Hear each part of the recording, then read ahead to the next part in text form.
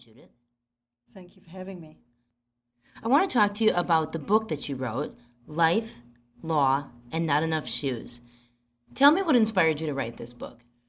Like everything in life, if somebody asks me to do something, I tend to say yes. It's a bad failing, which I've never quite grown out of. And someone asked you to write this? Yeah, I sat next to a lady on the aeroplane, and you know how you can get really bored and, you don't want to talk to anybody because you're really grumpy, and then you have a glass of red wine and suddenly the world looks like a better place.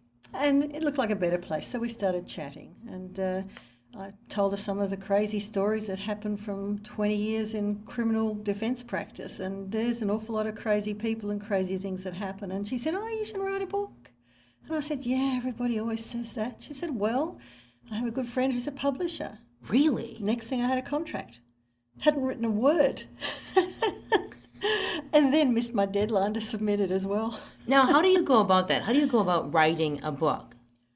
Well, my book was, I just spoke like I'd speak to friends around a dinner table, and I just told my stories, and a bit like, I was the thread that held the stories together. So I guess for a second-time author, I've written something else which is a lot more academic and you don't want to know about it.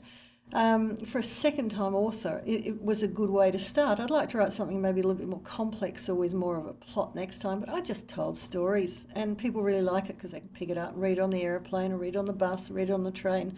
And it doesn't stretch their brains too much either. It's just funny. It is just funny. It's funny and fun. It also sort of weaves your process as a younger lawyer and going through life. There's some personal stories about you and your children, as well as stories about cases that you've had. Yeah, that's right. I mean, when I first started practicing law, I was a single parent. I was what they call a mature age student. I thought I was geriatric because I was about 30, I think, which was, I thought it was really old.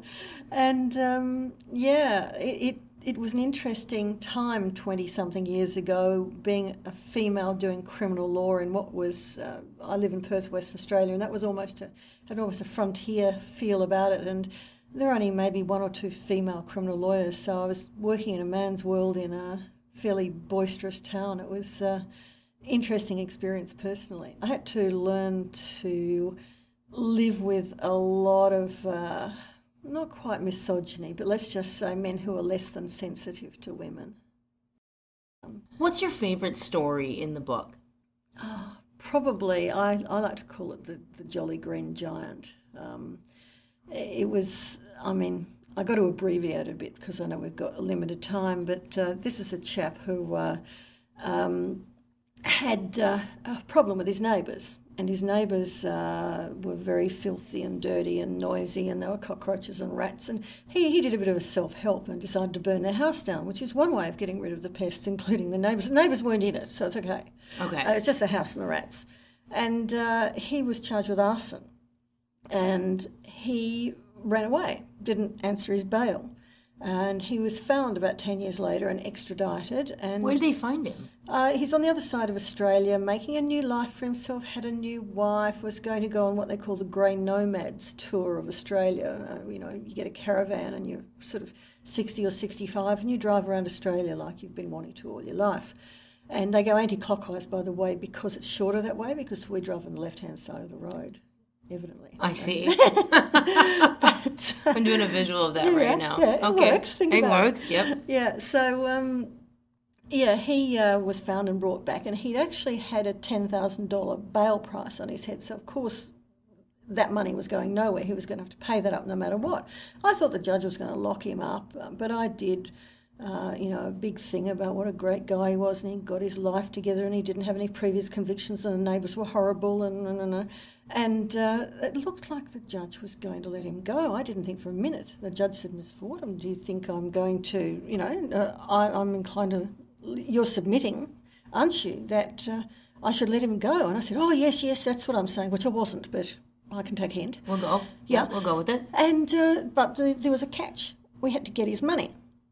And for the $10,000 because he was going nowhere without that paid up. And we couldn't use his bank key card thing because the prison authorities wouldn't give it to him because that somehow was a breach of some silly rule. So it had to be given to me, but I couldn't use it because it wasn't mine. So the judge said, I'm putting him in your custody and you can go to the bank. I'm not releasing him. He's in custody. He's in prison. So he's about 9 feet tall. He's wearing prison greens, like really bad green, obvious prisoner clothes.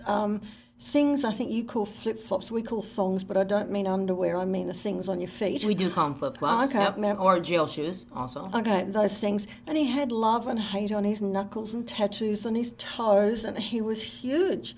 And I'm going, what am I supposed to do with this guy? They weren't going to give me handcuffs or mace, and I had to go up to the detention area, and these guys were, the guards in detention were killing themselves laughing because the judge had given me this guy to take up the road.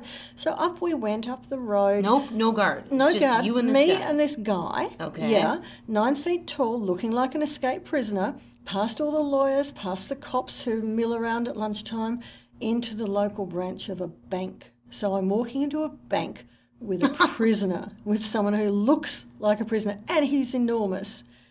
I went into the bank and I said to the teller, I'd like $10,000, please, in cash. Teller's finger is hovering near the duress button, and I'm going, oh my God, how am I going to live this down, And eventually I managed, I sort of said, it's okay, I'm a lawyer, like, does that help? Does that matter? I'm a lawyer hostage, whatever. And they handed over the money in the end, and he puts out his hand for it. I said, no, I'll take the money back to court, thank you. And he turns around and with enormous savoir-faire, he says to the teller, I don't know, he says, you work all your life and the missus takes the money. And I'm going, shut up. Anyway, several other adventures happened and I finally did get him back to court. He did voluntarily come back, but that was just the worst experience because everybody who knew me saw me and they thought we were going to rob a bank and they thought I was a hostage. And I saw the judge a few days later at a social function. I went up and I have to say I swore at him. I called him something very bad, which I won't repeat because I'm sure we have children listening. And the judge just laughed. He said, you should have seen your face when I told you what you had to do. It was the funniest thing. So that's one of my favourite stories.